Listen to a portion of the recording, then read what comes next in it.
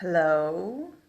Okay, so I'm hoping I'm actually here. I started already, and then it cut out on me, and so I'm starting again. So anyway, welcome, adventurers. I'm the Martin, founder of Celebration Education, where we provide adventure, which inspires creativity and leads to possibility. Right now, I'm going to be talking about the adventures we're having in our classes this week and some fireworks that you can do at home on your own. And then I'm going to issue to you a call to adventure challenge. This week's topic in our classes is craftsmanship. Because Leonardo da Vinci, of course, he was a craftsman. He would create very interesting and unique things. I don't think he was afraid of trying anything. So, and of course, his bottega that he worked in would have been a sort of shop that people would come if they wanted something specific made for them. And so they'd like, I want this particular bowl that looks like this, and they would ask the craftsman there to make something for them. So we're talking about craftsmen, many different types of crafts. One of the things that Leonardo da Vinci did when he was young is he decorated a shield. Now, a shield, a lot of times people would put scary images on a shield to try to scare away their adversary. So we had the student, Leonardo da Vinci decorated a shield that looked very scary. It had like a flying lizard coming out of it with fire, breathing fire and smoke coming out of its nose, and it was just like this terrible looking thing. And so for our craft yesterday, the students worked on scary shields, and it just so happens that I have a lot of the students left work behind yesterday, so I'm going to actually get to show you some of their work. This is a scary shield that one of the students made. I don't know why they put a happy face on it. I thought that was funny. Like, it's so scary. It's got this, maybe it's an evil happy, I don't know. So that's fun. And then to give the students their key points yesterday, we had them assemble a small poster. Basically, this is the poster that they put up here in Yucaipa. There's key points. Where's the key points? Key points on each of the pieces of the poster that they would read them and put it together to make the little poster. So that's that. And then for the collaborative activity, we talked about the guilds of old times in the Middle Ages and Renaissance. The guilds that different craftsmen would form for safety and security and helping, kind of like the labor unions of their day. But then a lot of people didn't read back then, and so they would have signs without words on them. And so the challenge was for the students to work within their guilds to make their signs. And so here's one. It looks like an anvil. Maybe this was a blacksmith, but then the child gave up and crossed it out. I don't know why they gave up. It looked really good. This looks like a sign for a chandler.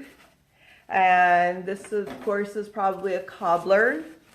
I don't know what this is. I don't know if I'm holding it the right way. Oh, perhaps a weaver, or what is it called when they make put the spindle and they make the yarn or the thread. And I'm not sure what this is. Maybe a tavern, because it's got, looks like some wine, but there's a gun. I don't know. Oh, I don't know. Maybe gunpowder on that one. I like this one. Maybe this is a hairdresser or wig maker, because it shows this is what you look like then, and then you come and you get a wig like this. And then it looks like they made some sample wigs on the back here. Choose your wig. So I think that's really cute. All right, so that's their collaborative activity. Then for their writing activity for the day, we took pictures of different craftsmen, and they were to write captions on these pictures. So looks like they had some fun putting captions on these pictures. They were posters that multiple children could put their own captions on depending how they felt inspired. Then for the math and logic activity, we talked about how much you could make as a craftsman. And so how many of your item do you need to make make at least $200 or $2,000? How many hours would you need to work to make $2,000? And then how much money would you make if you charged twice as much for your craft? And so they were each given a scenario, a particular craft, and how much they were charging for that and so forth. And then they completed these little sheets. Then for the Genius Principle of the week, we talked about hobbies. I don't want to show any students' names. So they filled out some of the top with some of their favorite hobbies. Of course, hobbies are often the same as crafts. And then this is actually a plan to how to improve your hobby and get better at it. This student chose to work on their musical instrument, to get lessons, to learn more about their hobby and to get better at it. And they were going to spend a couple hours working on it each week, and they said they could make money at this by playing in concerts. So I think that's fun. I hope the child actually does do it. Then for our big activity of the week, we had a variety of wooden things for the children to glue or nail together. It looks like this student kind of turned these bits of wood into a motorcycle. I think they drew a motorcycle right there. So that's fun. Then for the movement activity for the week, they played button, who's got the button, like the tailor would have the button. But so they played that old-timey game. Tomorrow at Disneyland, there's a meetup. We're going to be talking about craftsmanship there. There's many crafts represented in Disneyland, and so they're going to be touring some mostly Main Street, some of the crafters there, and they're going to interview a crafter in the park, and they're going to go on a hunt for even more arts and crafts in the parks. For our Minecraft class this week on Friday, they're going to be doing woodworking crafts. They're building furniture. Then they're going to have various crafting stations that different students will be making different types of crafts, and then they're going to hold a crafting fair where they will be trading their crafts with one another. Then the build challenge for this week is going to be some interior design. So for your fireworks at home to do, have your children try out a new craft and experience what it's like to try something new. Have them, or for another craft that they're already working on, have them figure out how they can turn their craft into a business and make a business plan. Take your children to a craft fair and have them meet other crafters. And if possible, have them observe somebody that has a craft, have them observe that crafter working. So they can see some of their techniques and the dedication and the hard work that it takes or that goes into crafting. Okay, so for our philosophy and practice this week, we're talking about the importance of making mistakes. Sir Ken Robinson, in his famous TED Talk, said, if you're not prepared to be wrong, you will never come up with anything original. So obviously, you need to try something new. New things are not always correct and good and easy, but you still need to do it. He says that we don't grow into creativity, we grow out of it. We get educated out of it. So what he was saying is our education, the way that it's set up right now, a lot of times it takes from the children their creativity. Because, and I have this story that something that happened to me a few years ago that was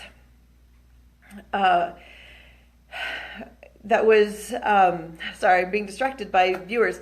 Anyway, welcome. I'm glad you guys are here. So it was a few years ago. There were two classes taught by the same teacher, one after the other. The first class was for ages 3 to 8, and the second class was for ages 8 to 11. And the same exact lesson was given to both of these groups. So the first was the younger kids, the 3 to 8. They were asked a question, and the children had all these answers to give, and the teacher was writing on the board and filled the board with their answers. Now, they weren't all correct, but the board was full of lots of great ideas. And the teacher listened and addressed each one of their ideas. So then an hour later, the same teacher gave the same lesson to the group of kids ages 8 to 11. The teacher asked the question, but hardly anybody raised their hand. Hardly anybody had any ideas. A few small suggestions were offered, and the teacher wrote those on the board. By the end of the activity, the older children, everything they put on the board was correct, but they actually had less correct answers on the board than the younger children because they just simply said less. It was as if they were afraid to respond unless they were going to be correct. It was too embarrassing to do anything wrong or say something wrong or incorrect. I don't know, not really sure what the fear is, but the idea being that they're not so young and innocent anymore. They're afraid to make mistakes. They don't want to do something wrong or say something wrong. So, and I'm not saying that we don't correct mistakes. I think children like to know the truth, the real answers to the questions, but way too often students are punished for bad answers. If you put a bad answer on a worksheet, you get a bad grade, and you feel like you're a bad person. You did a bad job, and you can't do good. And it takes away from them that innocence, that willingness to try and to do more. So they're essentially punished for their bad choices. But we need to make sure, especially since we're working one-on-one with our children, anytime they give an answer, it's appreciated. We appreciate all the answers given. If it's a wrong answer, we're not going to hit them over the head and say, oh my gosh, I can't believe you said that. That's just wrong. No, you're going to help your children and say, okay, no, let me show you something better, right? You're going to help them because that's what we're doing. We're helping them find the right answer. We don't belittle. We don't give them a bad grade. We don't tell them that they did a bad job. We tell them, thank you for your answer, and we help them find the right answer. So, like Thomas Edison said, he said, I have not failed. I've just found 10,000 ways that won't work. Well, if Thomas Edison can try 10,000 times before he got the right answer, then you can help your children do the same thing and succeed. Just like Thomas Edison did. He kept working at it. He kept trying until he found what worked best. So, and this is such a wonderful opportunity for you to help your children to be perseverant, to persevere, and to do their best, to keep going until they find the right answers, and don't be afraid to say the wrong answers.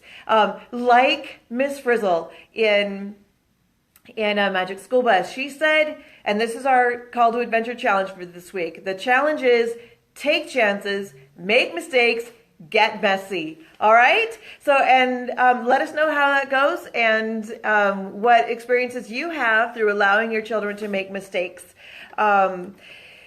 Then that's it for us this week. Next week's topic is on France. It's actually our very last week of classes for the school year. I can't believe it's already here. I'm not ready for it. I'm ready for the break, but I'm not ready to be done with all these wonderful adventures that we're having this year. So visit celebrationeducation.com to learn more about what we do and to register for our adventures. That's it for this week's Call to Adventure. Join me again next Tuesday morning at 6:45 a.m. I'm Heather Martinson at Celebration Education, where we've been learning outside the box since 2006. I'll see you next time.